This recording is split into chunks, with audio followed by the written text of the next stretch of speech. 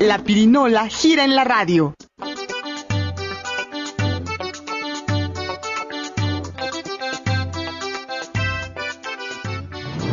El Instituto Mexicano de la Radio, la Pirinola AC y Ciudadana 660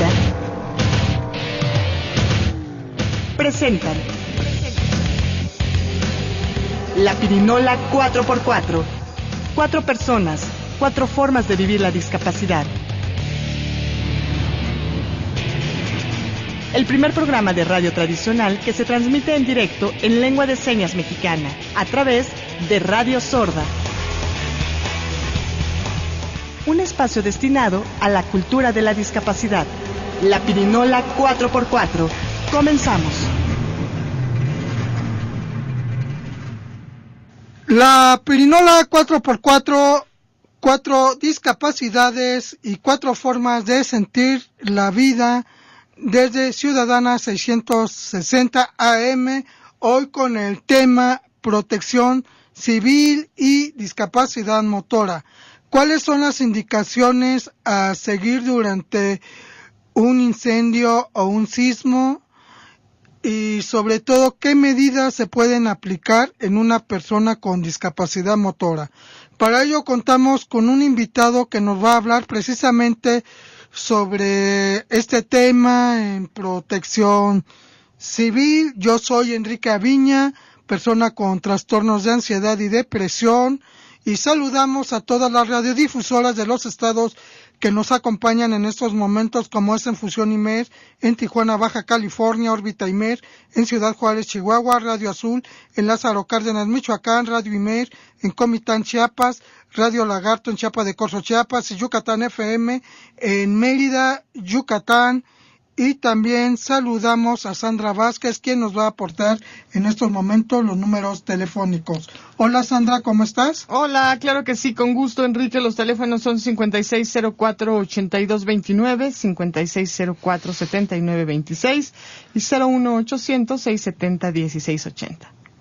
Muchas gracias Sandra por los números telefónicos. Ya saben, llámenos, consúltenos, en fin.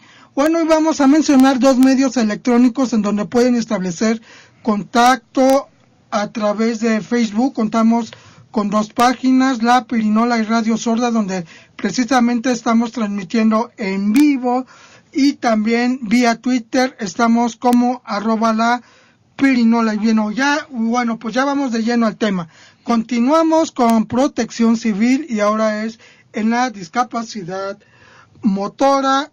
Vamos a ver cuáles son las indicaciones a seguir durante una eventualidad en un sismo, en un incendio, principalmente cómo incorporar a una persona con discapacidad, acciones a seguir, en fin.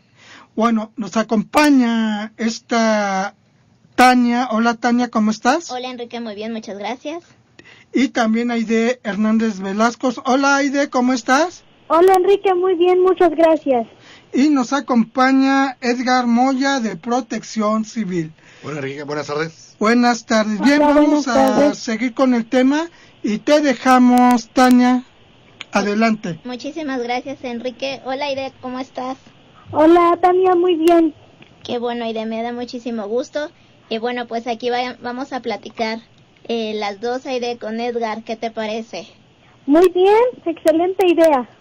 Muy bien Aide. Bueno Edgar, muchísimas gracias por estar aquí. Me da mucho gusto que nos hayas podido acompañar. Les platico un poquito. Edgar Moya es nuestro asesor de protección civil en la empresa en donde laboro. Entonces, bueno, es un gran amigo, es una gran persona y bueno, como instructor es muy bueno también en cuanto a cursos de protección civil. Y entonces por eso lo decidí invitar el día de hoy. Muchas gracias por la invitación y a tus órdenes. Y bueno, Edgar, platícanos un poquito ¿para qué sirve protección civil? Ok. Como tal, protección civil vamos a entenderla un poco más como una cultura. como el estar preparados para saber cómo responder ante una emergencia que nos pueda presentar en nuestra vida al día a día. Un incendio, un sismo, una inundación, huracán, en fin, cualquier situación, ya que muchas veces no nos preparamos o no nos queremos estar al pendiente de qué va a pasar y lo dejamos muchas veces a la autoridad, lo dejamos a otras personas que nos vayan a ayudar, cuando la base es que nosotros mismos sepamos cómo reaccionar, estemos preparados, qué hacer, qué no hacer, porque muchas veces los remedios o los consejos de otras personas, pues en lugar de ayudar van a perjudicar. Más vale estar preparados, bien estructurados y trabajar de forma conjunta con el gobierno y nosotros como sociedad, desde nuestra casa, nuestra empresa, la escuela, para poder tomar las mejores decisiones y salir mejor librados ante una emergencia que se pueda presentar. Muy bien, Edgar. ¿Cuáles son estas bases de protección civil que todos deberíamos de tener, tanto en las escuelas, en las casas, en las empresas, no sé? Ok, básicamente nosotros nos podemos asesorar, nos podemos acercar mucho hacia nuestras unidades estatales de protección civil. ¿Por qué? Porque en cada estado son riesgos diferentes, hay formas de trabajar diferente. Entonces, de ahí poder tener ese marco.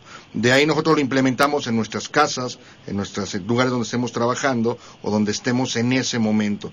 Y básicamente va estructurado en 3 tiempos principales: el antes, el durante y el después. En el antes vamos a saber ¿qué es lo que yo debo de conocer del lugar donde estoy?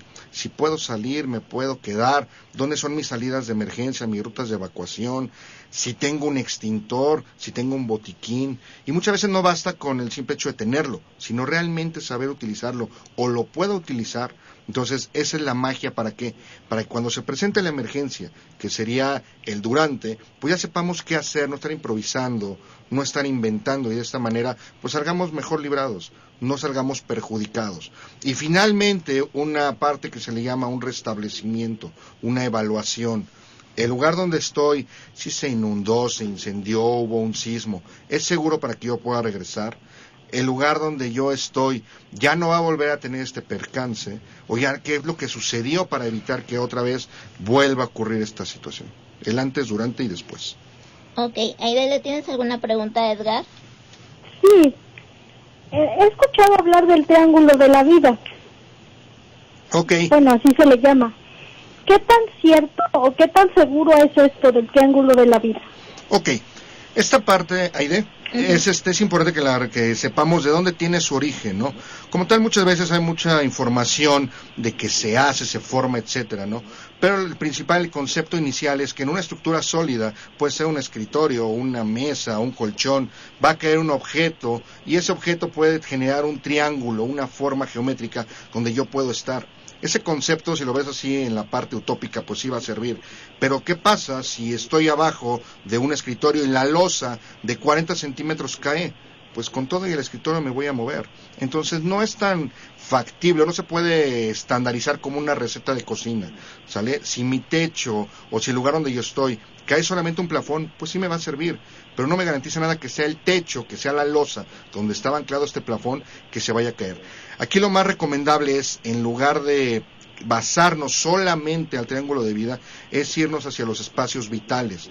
Estos espacios vitales se forman, y se ha observado en los derrumbes, que donde hay una estructura más sólida, una columna, un muro de carga, que es la parte vertical de una estructura, cuando la parte horizontal, que es una trave, se puede llegar a deformar, se puede llegar a vencer, crea un espacio, puede ser un triángulo, una forma circular, una oquedad como tal, pero allí es donde más fácilmente podemos estar con mayores probabilidades de sobrevivir en caso de un derrumbe. No tanto irnos hacia el triángulo de vida abajo de un colchón, abajo de un escritorio. Lo preferible es ubicar en el antes, conocer mi estructura, dónde estoy, dónde son mis áreas sólidas, columnas, traves, muros de carga, los cubos de los elevadores, que son estructuras más sólidas, para que en ese lugar, si es necesario hacer un repliegue, pues ahí es donde pueda permanecer y tengo mayores probabilidades de sobrevivir a un centro de una losa. Perfecto. Perfecto. Esto sí es como muy sonado, ¿no? De vete al triángulo de la vida, observa dónde puedes hacer tu triángulo de... Pero realmente no sabemos eso que dices, ¿no?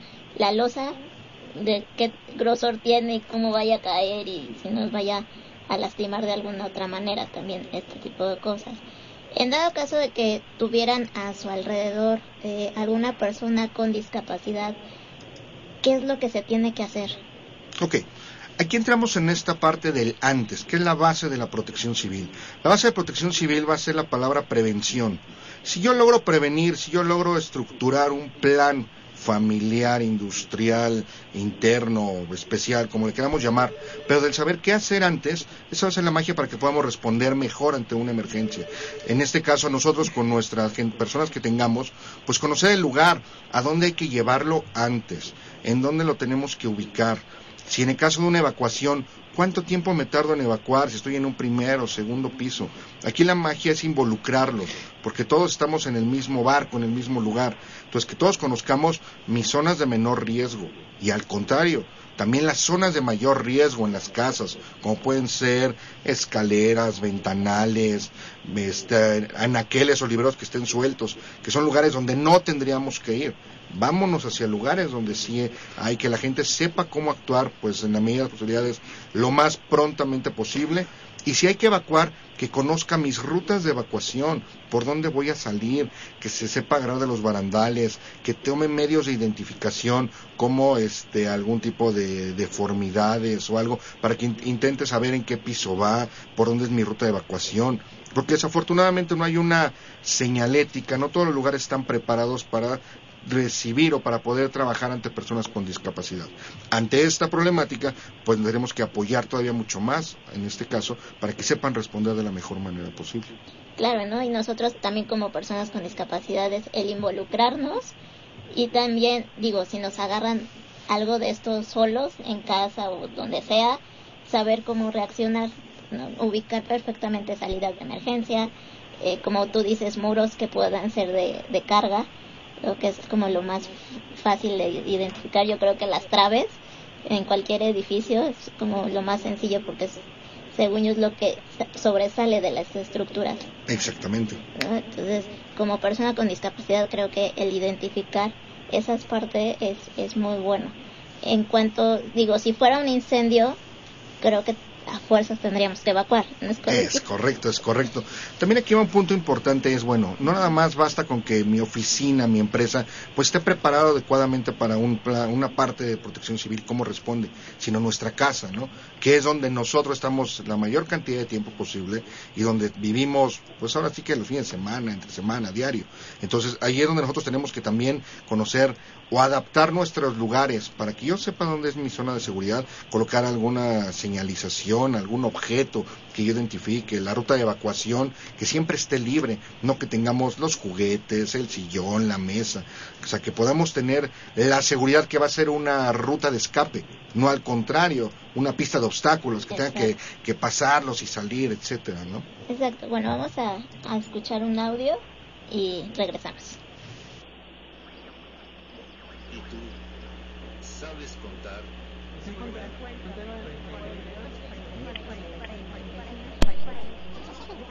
Pues cuenta con ellos.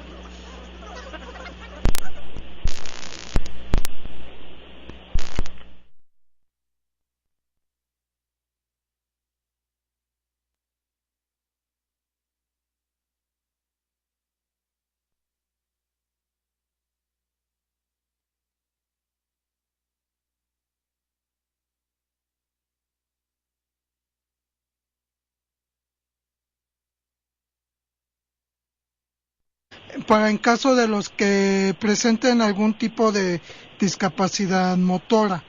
Por ejemplo, es identificar las zonas de menor riesgo.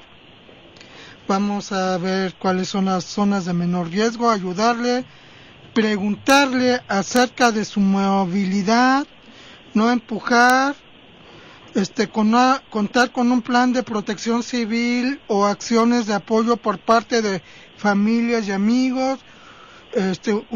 Su desplazamiento es diferente a los demás, más si están con apoyo en silla de ruedas, andaderas, muletas o bastones canadienses, ya que en muchos de los casos las personas con movilidad reducida es muy lento y es muy complejo, también tiene miedo, siente miedo. Bien, ¿cómo nos puedes ayudar a identificar una zona de menor riesgo en donde puede, por ejemplo, una persona en silla de ruedas, sin necesidad de separarla? Ok, aquí es importante nosotros ubicar primero la estructura del edificio donde estemos, ¿no? Conocer, como comentaba Tania, la columna es la parte vertical que sale, es el esqueleto del edificio en su parte vertical, y la trave va a ser en su parte horizontal, es la que voy a tener en el techo. Si yo tengo esa área y ya la revisé, ya la vi, no la puedo a simple vista determinar, existen planos arquitectónicos y es ahí donde están marcados y yo ya habilitaré en mi casa, o si está a simple vista, pues que quede libre, porque ahí es donde yo voy a llegar con toda la silla de rueda, me voy a colocar y de igual forma que los demás estaremos. Hasta eso, aquí es trabajar en conjunto. Personas que estén caminando, personas con bastones, personas que estén en andaderas, con sillas, todos en conjunto, estamos en un círculo perimetral, no es que estemos tocándolo. Puedo tener 2, 3 filas alrededor y de esa manera esperar yo un movimiento como tal. Y hay un señalamiento, que es un señalamiento como un triángulo en la parte superior y una silueta humana abajo, y ese es el señalamiento de zona de menor riesgo. No quiere decir que sea el 100% seguro, menor riesgo. Sí. Así es. Sí, se habla de no separarlos de sus bastones, de muletas y todo. Sí, Correcto. porque también eso es lo que a uno le da El pánico. seguridad. No, y aparte te da seguridad de tener tus aditamentos con los que sabes que te puedes manejar fácilmente. Claro. ¿No? Aide, ¿le tienes alguna otra pregunta a Edgar? Sí, en caso de que el lugar donde estemos no esté seguro, ¿qué pasa con las personas que habitan en ese lugar? Ok, aquí por ejemplo la primicia básica, ¿no? La protección civil, su objetivo principal es salvaguarda de la vida, los bienes y el entorno. Entonces lo más importante va a ser nuestra vida. Si yo sé o considero, o tengo la sospecha, que el lugar en donde yo estoy es inseguro, pues ahora sí que, valga la expresión, pues vale primero la vida, ¿no? Entonces buscar los medios para en ese momento o salirnos, movernos, desalojarnos. Si es una habitación, pues pedir el peritaje a las autoridades. Por eso les comentaba, ¿no? Las unidades municipales, estatales de protección civil nos pueden apoyar mucho en eso para hacer una valoración. Y si ustedes, el sentido común, les dice que está en un lugar de riesgo porque el techo está con humedad, hay daños, hay grietas, fisuras, hay daños evidentes como tal, pues lo mejor no es permanecer ahí. Ahí lo ideal es retirarnos, o estamos cerca de una barranca, de un talud, está lloviendo, cerca de una laguna, de un río, pues mismas situaciones. Hay ocasiones que la misma autoridad nos va a dar avisos de desalojar, irnos a albergues, porque el río va a crecer, va a subir la marea, hay un fenómeno hidrometeorológico, huracán, tormenta, lo que sea, pues hacerles caso, porque en serio vale más la vida que un bien material. Exactamente, y es como nos dices, ¿no? Primero yo, después yo, y hasta el último yo. Exacto, es correcto. ¿No? ¿Hay de alguna otra cosa que le quieras preguntar a Edgar? Algo que me llamó la atención cuando estuve leyendo todo lo que hacía Protección Civil, ¿de dónde surge la idea del proyecto de Protección Civil? ¿Desde cuándo está implementado?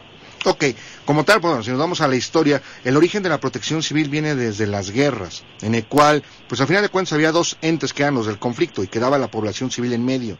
Entonces es ahí donde se busca la forma de protegerlo, se crean los refugios y demás. De ahí el objetivo, la cuna es la salvaguarda de la vida de las personas. De ahí ya establecen los demás convenios de Ginebra y etcétera, y se empieza a aterrizar en todas las partes del mundo. México como tal, a partir de los sismos del 85, es cuando realmente empieza esta operación en materia de protección civil. Y de ahí se empieza a implementar en todos los estados de la República Mexicana. ¿Todos los estados cuentan con códigos de protección civil? Es correcto, con reglamentaciones, leyes estatales, términos de referencia, precisamente para adecuarlos a cada uno de los lugares, porque no es lo mismo un estado que sea de costa a un estado que sea en el centro, donde sus riesgos cambian y los daños a la población de igual forma, son diferentes entre uno y otro. Ok, perfecto. ¿Alguna otra cosa, Aide? No, simplemente un comentario que me gustaría hacer acotación. Claro. Es importante hacer los simulacros porque en base a ellos podemos darnos cuenta cuánto tiempo hacemos en un sismo, ¿no? Cuáles son las zonas de seguridad. Pero hay mucha gente, hay muchas personas, no todas, pero hay muchas personas que lo toman como juego y esto me sirvió de experiencia en el terremoto del 19 de septiembre, donde yo estaba cuando se hizo el simulacro. Muchos de mis vecinos lo tomaron como juego. Así es. Y después de eso, ya no fue un juego, ¿verdad, Aide? después de eso ya no fue un juego, ya fue el temblor real. Entonces, algo que quiero hacer acotación a la gente, los simulacros son muy importantes, no hay que tomarlos como juego, y si lo podemos hacer, es mejor hacerlo. Así es. Claro que sí. De hecho, también, por ejemplo, como bien lo comentas, ¿no? La falta de cultura realmente es la que daña, la que mata. Porque igual nos tocó evaluar otros edificios en los cuales la gente desde minutos antes ya estaba con el café, con el cigarro afuera, en el teléfono, ya en su punto de reunión, pero ya afuera, sin participarlo. Pero 1 hora después, 2 horas después, ¿qué sucedió? Fueron las primeras personas que en la gran mayoría pues no supieron qué hacer, empezaron a tener problemas y conflictuaron a las personas que sí sabían.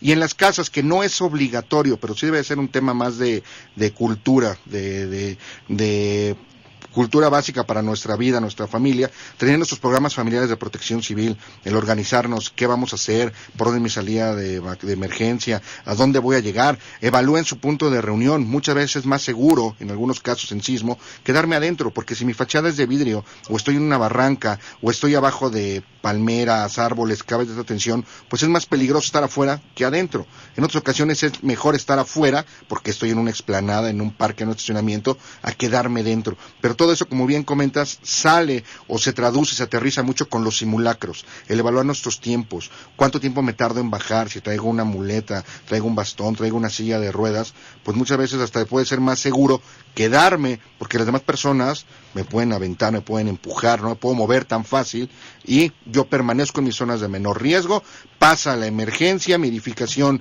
soportó, ya con más calma puedo hacer una evacuación.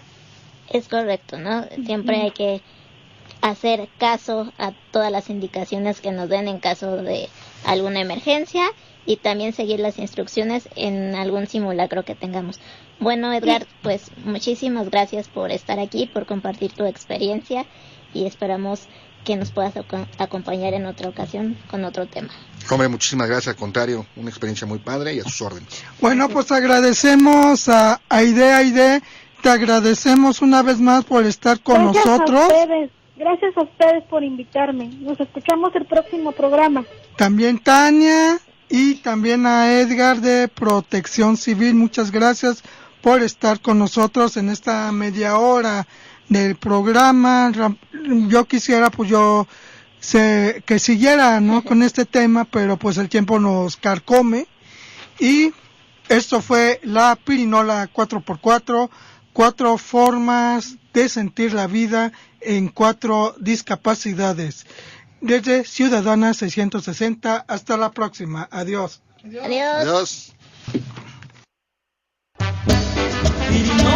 El INER, la Pirinola AC y Ciudadana 660 presentaron la Pirinola 4x4. 4 personas, 4 formas de vivir la discapacidad.